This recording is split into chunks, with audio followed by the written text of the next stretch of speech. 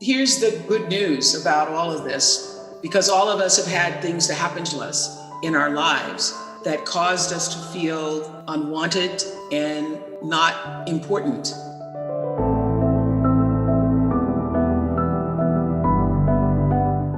Everybody has at some point in your life, even if you come from the best of circumstances. It is possible to take your post-traumatic pain and turn that into post-traumatic power and post-traumatic wisdom. I know this for sure, that whatever has happened to you can also be for you if you allow it to be.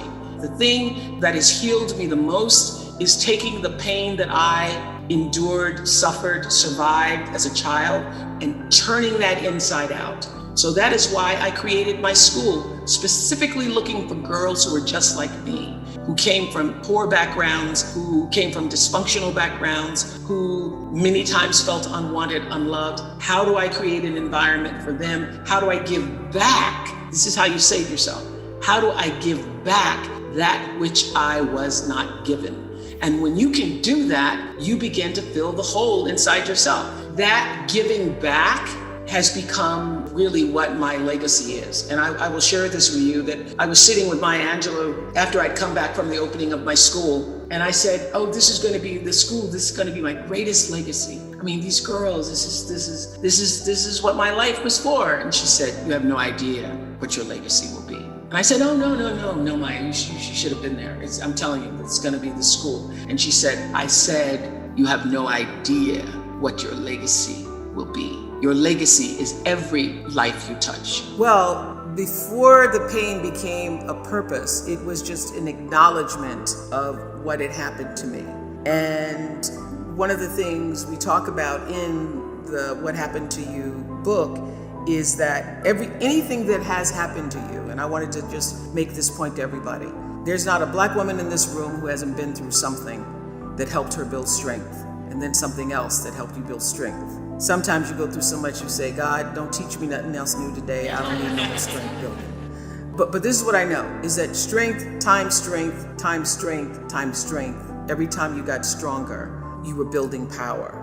Because strength times strength times strength times strength equals powerful. So we're sitting in a room amongst ourselves with all of these powerful women who have their stories of what happened to you that you can now turn into post-traumatic wisdom. You take what I was able to do was to take what had happened to me and to use it as an empathy builder for myself and for other people. And it is my empathy and connection that has allowed me to be the woman that I am today. And so anything that has happened to you, if you are willing to learn from it, to open up and no longer allow the stigma and shame to cause you to hide your secrets, but to know that your vulnerability is where your real strength lies, and take that pain and turn it into something meaningful for yourself. And as Maya used to say, I wouldn't take nothing for my journey now.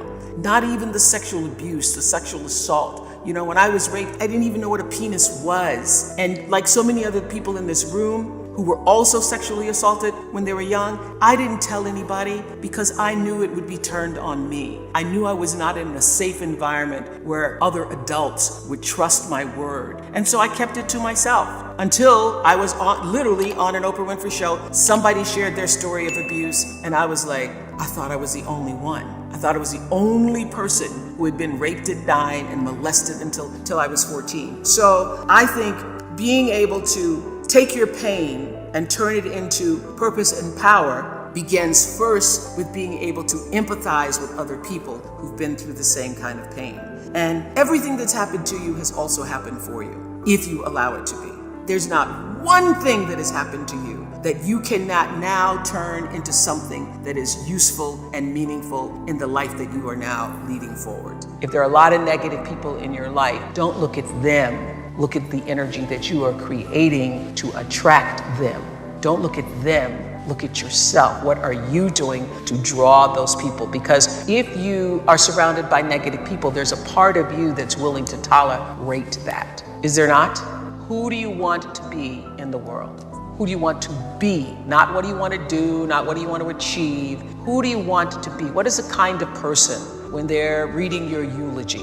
What do you want the words to be said about the kind of person you have been in the world? Do you know the answer to that question? Do you know the answer to that question? I'm asking that of everybody. Do you know what that is? Because in the end, I was just at one of my dear Harpo employees, been here for 20 years. Her husband died suddenly of a brain aneurysm. It was the most beautiful ceremony. I left that ceremony wanting to be a better human being because the words that were said about him as a human being, as a father, as an uncle, as a friend, the words that people spoke about him were so loving and impassioned that I thought, gee, when I die, I don't want people to talk about the number of shows I did. You want people to talk about how your love affected them, the love that you put out into the world, affected them. So if that is the paradigm that you're living from, how can I serve and be the most loving, gracious, giving person, whatever my talent is, to all the girls that you're counseling? How do I do that with love, ultimately? I'm telling you, the negative energy will change. And when you become that force for yourself, you won't allow it. I don't care what their title or role is in your life. You just really won't. Sometimes you have to divorce your friends and divorce your family members. And if you handle them with love in doing it, they will come back. You will have an opportunity to reconcile. I speak from what I know. But I've had family members for whom I've said, I will not allow you to treat me this way. I will not allow you to treat me this way. And when you get some sense, and for one family member, it took them 3 years to get, when you get some sense, call me and let me know that your senses has returned. And what can you do when you've done all you can? You just stand. It's one of my favorite gospel songs. Always gives me goosebump fortification when I hear it, especially when Donnie McClurkin sings, prayed and cried, prayed and cried. After you've done all you can, you just stand. Well, I read a story today about a 65-year-old Ukrainian woman who used to pride herself on her beautiful embroidery work and now is sewing bulletproof vests for soldiers and grateful to still be standing to fight the war. It got me thinking about what it means to keep standing in the face of the most grave adversity. Another story, a man named Yuri huddled in a church basement saying, it's hell here. Imagine 200 people sitting in one room for 2 days. We can't even breathe fresh air. Well, I don't want to imagine it, but I know we are not supposed to turn away as the days drag on and the Ukrainian people keep standing in the face of such terror and devastation. So in our own lives, what can we do to keep standing for what's right, what's just, or what will bring us peace? Martha Beck says, peace is our home. You deserve peace. What can you do this week to take a stand for peace in your own life and the lives of those that you love, and make it so? Let me know in the comments below, because I love hearing from you, and we know that what the world needs from all of us is more peace.